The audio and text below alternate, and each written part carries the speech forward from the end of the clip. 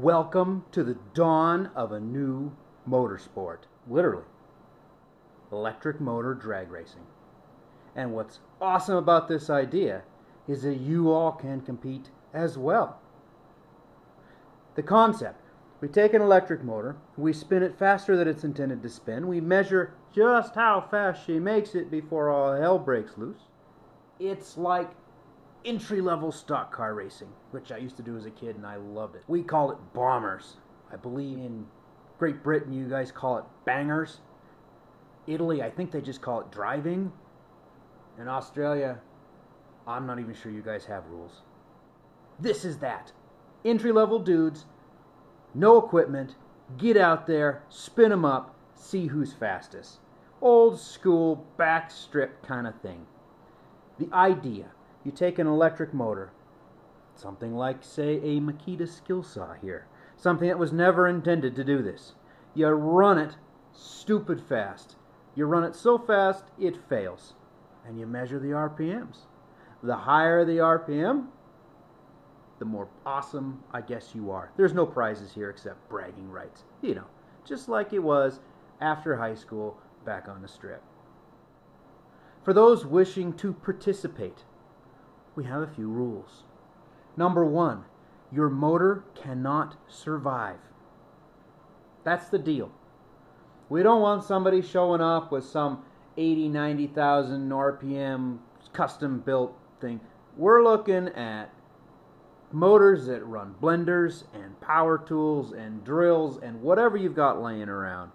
Spun, stupid fast. Vacuum cleaner motors are good ones, right? Number two, you have to have some way to reliably measure the RPM. Now, over on the Nelson Studios channel, we have that digital tachometer that I modified specifically for this purpose. There's the laser right there. You got to have some way to reliably measure the topmost RPM because that's the number that counts. You have to include that proof in the video. You don't have to have a camera on the thing. It's fine. We trust you, and even if you're cheating, we don't really care that much. You just got to include a snapshot or something of the RPM count. Number three, there is no liability. We take no liability. Participants take no liability. Right? Be smart, but you hurt yourself, it's your own damn fault. Number four, you must tell us, provided you can figure it out, what brand of motor it is. And you also have to include the modifications you've made to make it go faster. Because, oh yeah, you can do that. For instance, on this Makita, I've pulled the blade gear reduction out of it because I figured that would slow it down. In addition, and this is a top tip, I'm kind of sharing my secrets here, straighten out the fan blade fins. Rule number 5. When you do this and you get your video, you don't send it to me. I mean, you can if you're like, you know, a lurker and you typically keep all your videos private and send us the links. And I can really only think of one of you that typically does that. But you can send it to me and I'll post it on my channel. But that wasn't the point of this. The point of this was some cross-channel linking, some cross-channel love, and hopefully everybody's subscribers benefit from that. So you're going to upload it on your own channel, at which point you'll drop me a line. Morse code, signal flags, carrier pigeons, somehow get to me that you have a video up, a new one. I'll then go and I'll just grab your URL and I'll add it to a master playlist that I'll maintain on the Blue Smoke channel. Now, having the playlist on my channel does not mean I get any of your views or your money. It's just a central location, and then they can access your video from there, or obviously through your own channel. I'm in no way saying you have to keep this hidden except for the playlist. You promote it however the heck you want. All I would ask is that once you're on the playlist, you add a link, preferably in the video itself with like annotations, but in the description, just a link back to the playlist, with the idea being that we can all benefit and we can all get some love from this. That's like sponsorship, right? I want to get my pennies from blowing up this crappy saw that broke on me. So I assume you want to get your pennies too. Number 6, I will build and maintain an off YouTube leaderboard sort of thing. It may or may not actually be in like real order, but I'll build some sort of leaderboard. And all that will consist of is a screenshot of your motor in action. I'll put your max RPMs as reported by you, because I'm sure you wouldn't lie to us.